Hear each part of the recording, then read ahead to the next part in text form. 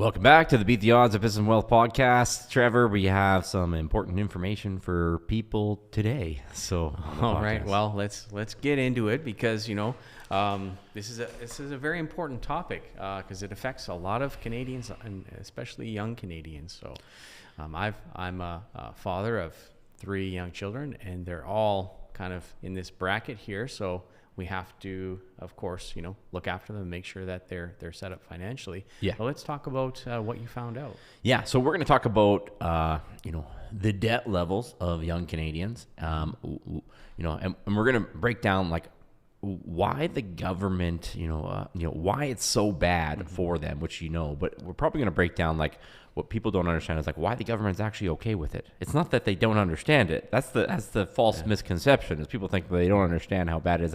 No, they get it, but it's working for them. And I'll show you the math behind why it's working for them and why this is the plan. It is working as intended. Okay. So,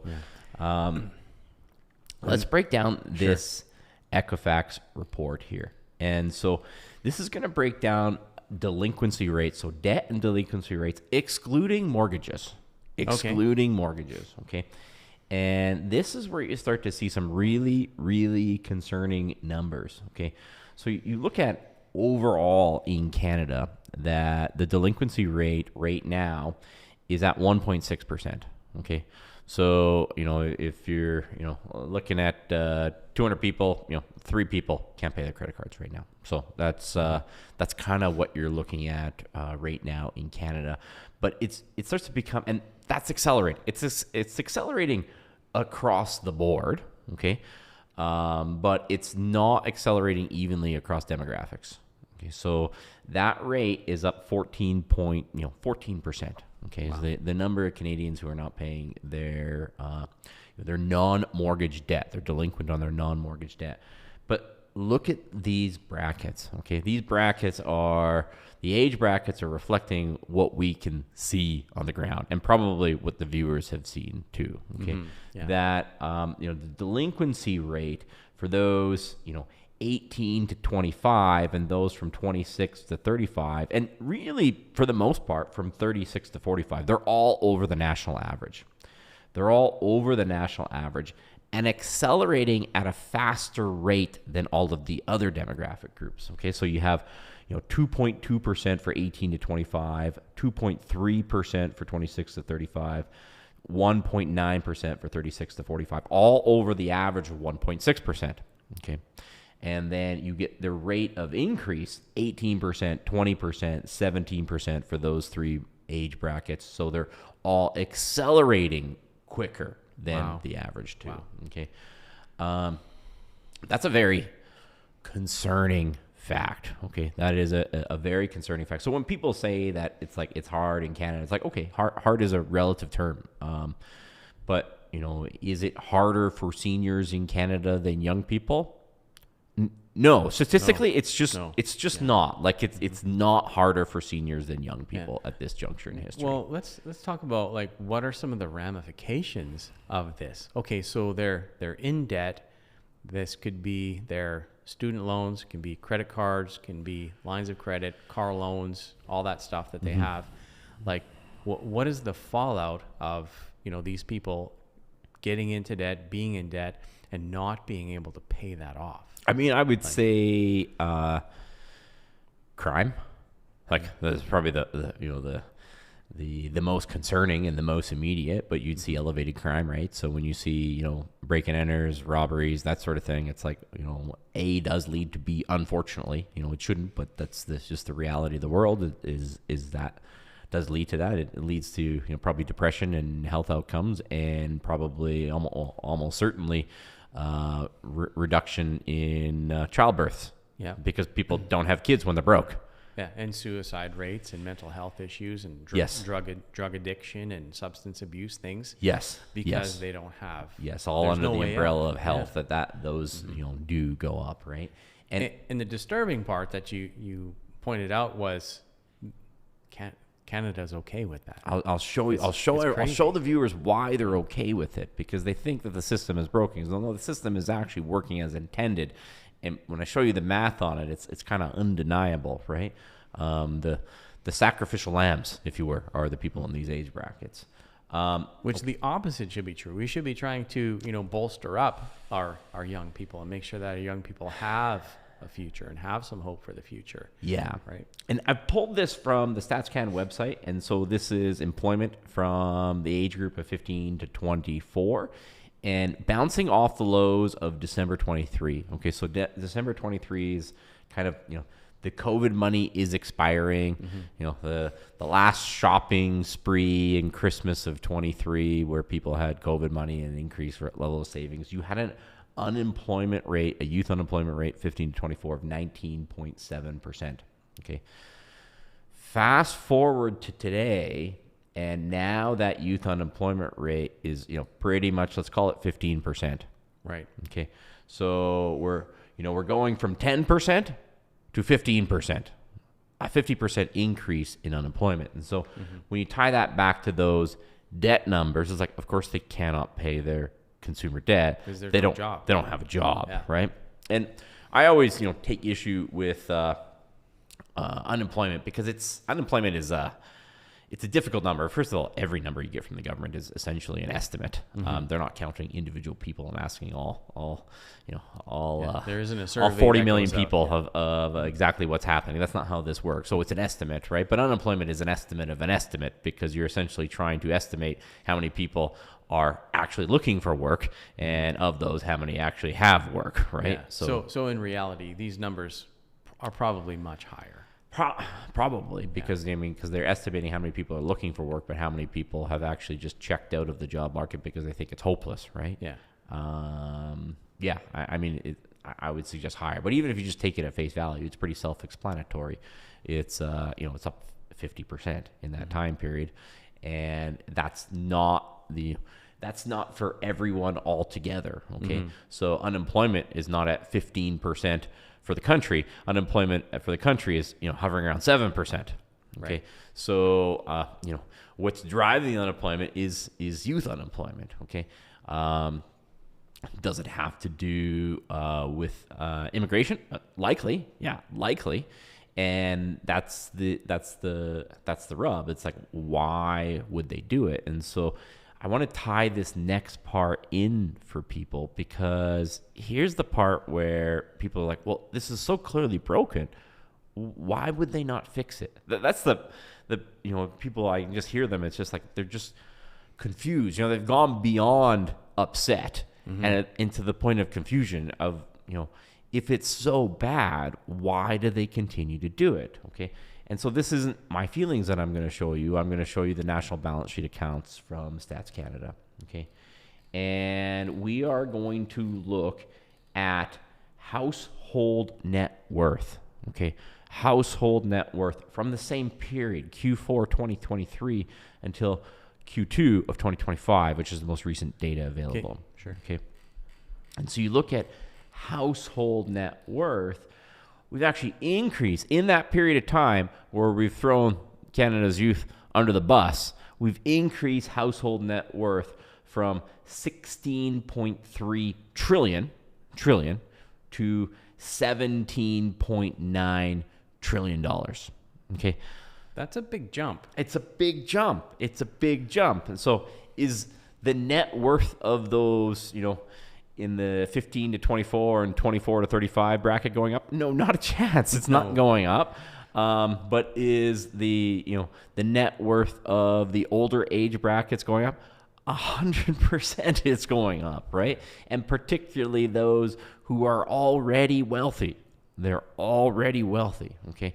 And so that's not the system not working. So that's what people think, that the system is actually broken. No, it's actually working as designed. It's just accelerating at a quicker and quicker rate. Okay. And so why, who goes out to vote? It's like older Canadians go out to vote, predominantly. And the circumstances, like, I'm not saying it's not hard for a senior. I'm just saying on an aggregate basis, it's harder for young people today than a senior. That's just what it is. Okay. Yeah.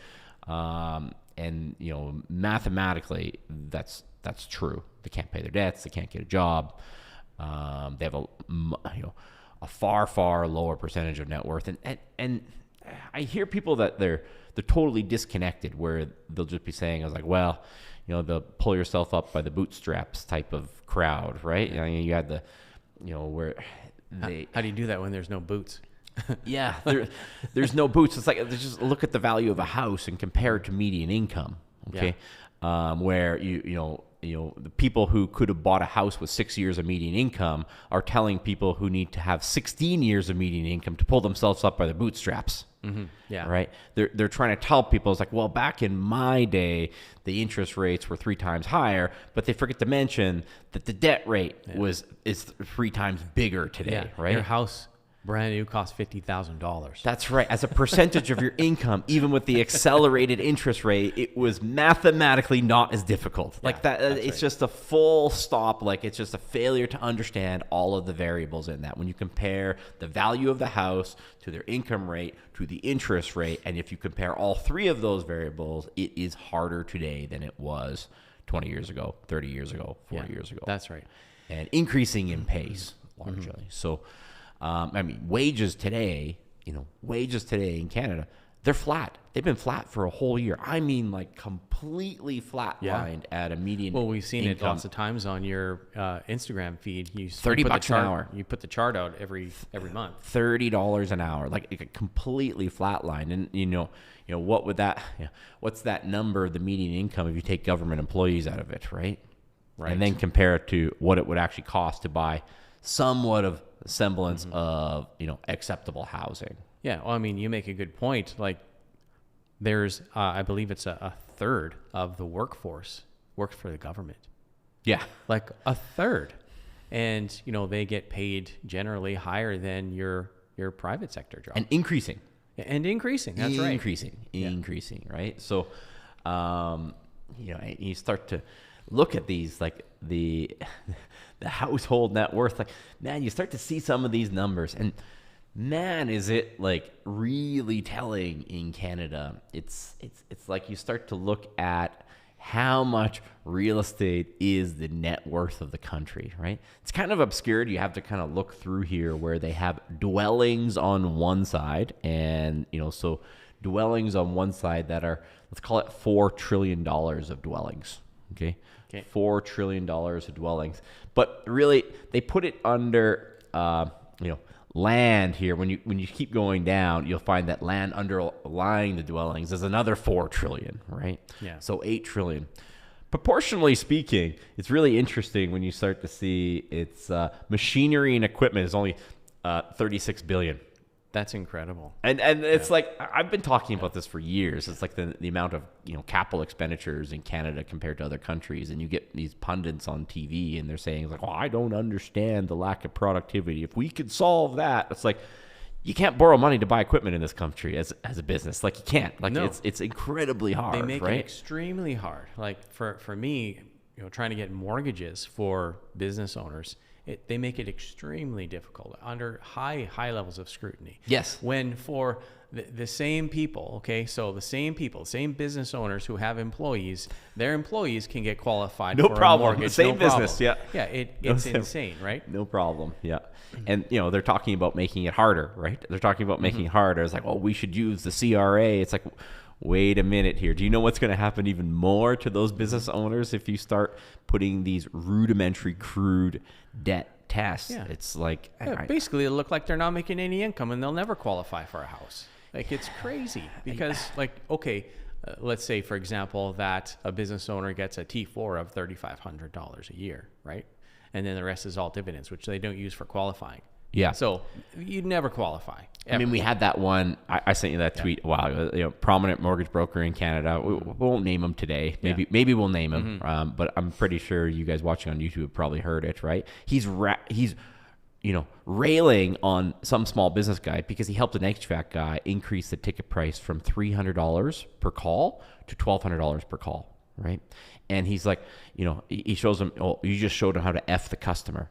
F the customer. It's like $300 per call is a one-way ticket to bankruptcy for an HVAC company. Absolutely. One-way ticket to bankruptcy, right? Yeah. You know, how much did the toilet itself cost that you put in on that call, right? Like, you are going bankrupt 100% of the time. And this guy is a guy that, you know, the CBC pulls on and, you know, the government would rely on to invent these, you know, mortgage qualification characters. Right. And he's that brain dead when it comes to, like, business operations. Like, he actually thought that was okay, right? Yeah, absolutely. I agree with you. Like, we both advise businesses. We both are trying, like, that's our aim in life, is to really help businesses build wealth, stay in business, become better operators, have better hold of their finances. That is just a simple thing that will keep that plumber from going bankrupt. And I asked him, I was like, okay, what's the average ticket price on a mortgage renewal for an industry that has no material costs? Of course, he didn't respond to that, right? Because, you know, it was just, you know, but that's how kind of, and you start to see it's like, where's all the debt? Like, you know, where's all the debt in this country? You know, I can go down here and try to find the mortgages, but pretty much all of the debt in the country. Mortgages right there. Yeah. Yeah. It's really just on residential real estate. Yeah. Like, it's just on residential real estate because that's all the banks are financially motivated to do. It's on residential real estate, right? There's going to come a reckoning too. We start to look at some of the other assets. It's like, I'm telling people they're going to come for that equity in your house. We've done other podcasts on this. It's like, they're going to come for that equity in your house. Okay. And the other pot that they're going to come from is they're going to come for the equity in pension plans. They're going to come for the equity in pension plans. They're going to come for that asset value, and they're going to do it through inflation. Yeah. And, like, this is just, you know, my observation. The reason that they're going to be coming after that is because we're not a producing country. We're not producing enough in order to, you know, have more tax revenue, to have more things so the government can, you know, fully function and provide services. So we have so much oil, gas, gold, uranium, like trees. We got so much in this country that is not being utilized, not being sold. And so there's no investment in this country, which means there's no capital investment. There's no jobs for people. And we're not even getting housing starts are not great in most provinces in Canada. So if we're not making more, it's just going to be less for everybody. As our population grows, basically that pie is not getting a lot larger, which it should be. Yeah. And that's dangerous for this country. So, I mean, what do you have to do when you see this? First, you just have to recognize the trajectory here, that you have two opposing groups, and one, it's actually, the system is actually working for, okay? And you have another group that's actually a declining portion of the population, and it's not working for. So you have to, rather than hope that the system changes, you have to find, you know, how do you actually work within this system, okay? That these financial assets and desirable real estate will, you know, continue to appreciate. Okay, be careful with desirable real estate, because eventually there's going to be a tax reckoning on that asset class. Okay, and that's, you know, I would not want to have all of my wealth tied up in one expensive single family house. I think that's just an incredibly risky position in this climate. That does not sound like a, you know, it's funny. People are like, oh, you have a Bitcoin position. It's like, what's really risky is having, you know, $3 million of wealth tied up in one paid off house, and hoping that the government's not going to take half of that in the next 20 years, right? Right. That's not, you know, that's a pretty one-dimensional plan. And I don't think that's it. It used to work, though. It used to work. It used to work, but you start looking at the math, like, where's it going to come from? Where is that tax revenue going to come from? You know, how much you're going to tax the youth who aren't working? Okay, eventually, like, they're going to come looking for the boomers who are okay with this. Yeah, they're going to come looking for it. And where's that wealth tied up? It's like, that wealth is tied up in houses. Okay, that wealth is tied up in pensions, and, you know, people don't understand, like, how are they going to get the pensions? Like, they'll give you your pension, okay, but they'll give you your pension. When you look at what those pensions are deployed into, they have heavy exposure to fixed assets. Okay, so they have heavy exposure to bonds. Yeah, mortgage-backed securities. And they have heavy exposure to bonds, and those bonds will get one rate of return, call it 4%, and the government will print 8% new money every year. Okay, so they're going to devalue they're going to pay you that money, but those dollars coming out of those pensions are going to buy less than you anticipated. Okay, that's how they will. They're already doing that, right? But I would suggest that would speed up in the next decade or so. Okay, so you have to understand, if you're in this bracket, you have to learn how to play the game. And that, unfortunately, the reality of Canadians is like, you're not richer than you think, but you're also not trapped. Okay, it's not like the Scotiabank, you're richer than you think, but you're also not trapped. But you have to understand, it's like, it's a more dire situation than you think, and you have to take dramatic steps to try to change that. We go through, like in our boot camp, we go through is like actual budgeting, actual budgeting items that will make a difference, not beans and rice and beans, right? Like, I mean, there's other ones that are even, because you're not going to make this up at the grocery store. Okay. It'll help, it'll help on terms of your shopping habits, but like, where do you live? How do you transport yourself around? It's like, we really got to drive into that. And then once you've done that, it's like, stop this work-life balance nonsense. like you got to work, man. Like, you got to work. Like, who decided one day that 5 days a week was going to work? It's like, that might have worked for the boomers. It might have worked, right? Yeah. But guess what, people? They devalued the dollars that you're earning in your wages. Okay, so if 40 hours of work worked 20 years ago, it doesn't work now, because your dollar buys less per hour, right? We help people compare that at boot camp. We showed them the difference between wages and gold, whether it's whether it's minimum wage or medium wage or even top 1% wage. They start to understand it's like, your wages get devalued in every category, and that's the nature of this beast. Is it passes the wealth from the wage earners to the asset owners, and particularly those who know how to borrow money to buy the assets efficiently. Okay, so let's talk about a plan. Let's talk about what can these people in this 18 to basically 45, what can they do in order to not fall into this debt trap, not be stuck, and actually have some hope for the future?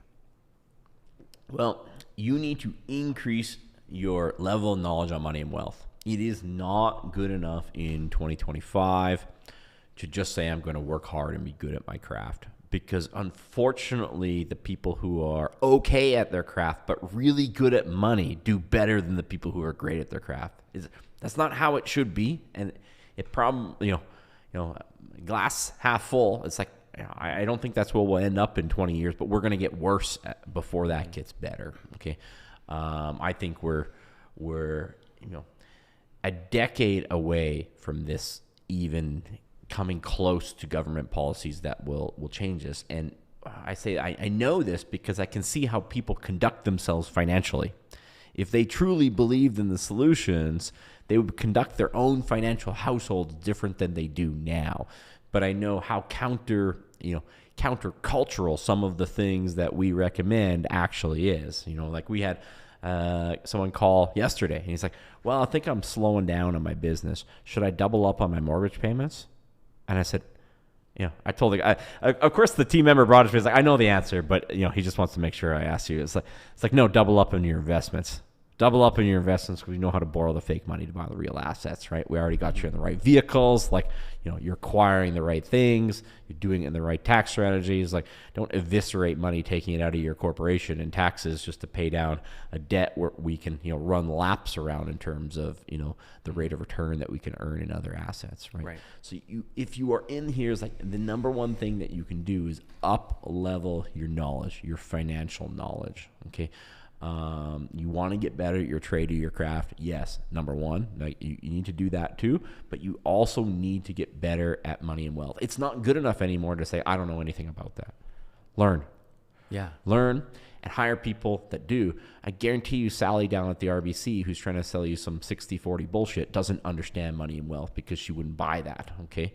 I hope Sally keeps selling that because I get dividends from RBC, but I'm not buying anything that they're going to sell there. Okay. That's right. And so once you start to learn those high quality asset classes and learn how to use debt, people where they just say it's like all debt is bad. It's like, no, it's not. No, it's not. Okay. Not knowing how to use debt is bad. Okay. That's the goal. It's like, oh, just pay off the, I continually have this like, the Dave Ramsey advice. I'll just pay off the smallest debt. It's like, man, pay off the one that has the highest interest. Like, let's actually get control of it. Let's actually put this on a spreadsheet. Let's know what it is. Like, let's actually do this. Like, because when, the value of your wages are dramatically different today. Okay. So if you don't do this, if you don't learn how to use debt, okay, what's your plan? To go buy a house in cash here? You know what I mean? Yeah, like, right. What is your plan, right? Save up for 50 years and hopefully have enough money to buy a house and start a family after that? Like, that's... So using debt smartly is not, getting a 22% interest credit card and going on vacation. That's an unwise use of debt. What are some smart ways of using debt? I mean, it's the level of debt, the rate of debt, how much you can cover that debt. And like all of these things people can learn. And they're taught that they're so, obscure. It's like, why do they teach you that it's obscure? Why do billionaires, die with debt? Yeah. You know what I mean? Like, and lots of it. Lots of it, right? It's like you actually have to learn the money and wealth game. Like people think, even a Canadian where they get a house and they're like, I'm a house poor. No, you're not. You just don't understand debt instruments. Yeah. You don't understand debt instruments, and if you don't figure it out till it's too late, you'll always be house poor. You'll always be house poor, and you'll get a poor rate of return. Whereas you could have deployed that equity fine, reasonably. And you start to look at the ratios where people they're all just they just have these mantras. It's almost like cult-like mantras. Like it's okay to put 5% down on a house and go 19x long on real estate. But somehow it's risky to deploy 50% of the equity in really stable assets that historically outperform the debt. Right. Even if you could cover the debt, as you start to look at the ratios, where none of that makes sense. A was risky and is not perceived as risky, and B is incredibly conservative and perceived as very, very high risk. Right. Having all of your assets in illiquid residential real estate, that's pretty risky. Yeah, that is really risky. Okay, because you start to look at the concentration of the wealth at the top, that people who really have wealth, all of a sudden you'll start to see a higher and higher percentage of their wealth is actually in financial assets. It's actually in financial assets, right? And so you got the people at the bottom where they own nothing, and then you got the people in the middle, and they're primarily, all real estate, and you got the people at the top, and you start to see more and more of that wealth at the top is actually in financial assets.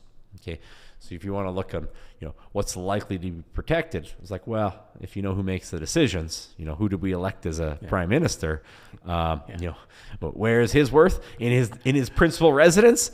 No, it's in financial assets. It's in Brookfield. It's in financial assets, right? And so you have to learn how to actually get blind trust. Yeah, you have to learn how to get those financial assets at a lower scale, because people think it's like, well, that's not for me. It's like, no, you can't. You can do it. You can do it at $100 a month. We tell people, it's like, this is how you do it at $100 a month. These are the actual steps, actual practical, actionable steps of what you can do. Okay, because from our perspective, there's a certain minimum of where, with our fractional CFO service where we can actually help people, right? But a lot of people, they're not there. It's like, this is the roadmap that you actually get there, right? The roadmap is not to go down there at, Sally down at the RBC and, so starts factoring how much you're going to get from CPP and OAS, not knowing that CPP is $1.1 trillion underfunded. They don't actually know what the real rate of inflation is, right? And they're factoring this into your retirement plan 30 years from now. It's just it's laughable. It's just laughable insanity, right? Sally at RBC will be talking about the rule of 72, but she won't be taking into account the rate of inflation. So if they're giving you a return of 8%, exactly. What is real inflation, which will change your eyes, and just once you understand what the real rate of inflation is. You understand what the hurdle rate. You understand that anything less than that is not actually low risk. Anything less than that is certain risk. It's 100% risk. You're actually just going poor, certainly, but slowly. Right. Like that's it, right? Now that changes your perspective. Now you start to understand I need to diversify, not diversify into low performing assets. I need to diversify into uncorrelated assets that are likely to outperform that hurdle rate. Right. That's how we do it, and that's what we teach at the bootcamp. So if you're in this demographic, just realize this is the reason why they're not solving it. Okay, it's working as intended by the people who designed it for the people who vote the most. It's not going away. Okay, it's not going away. What you have to learn is how to actually work within that system, because most people will get run over by that. But if you truly know how to play it, I would say that the next 10 years might be some of the best 10 years to actually build wealth. It's just that so few people will actually use the tools that are available to them, because most of them are countercultural. Right.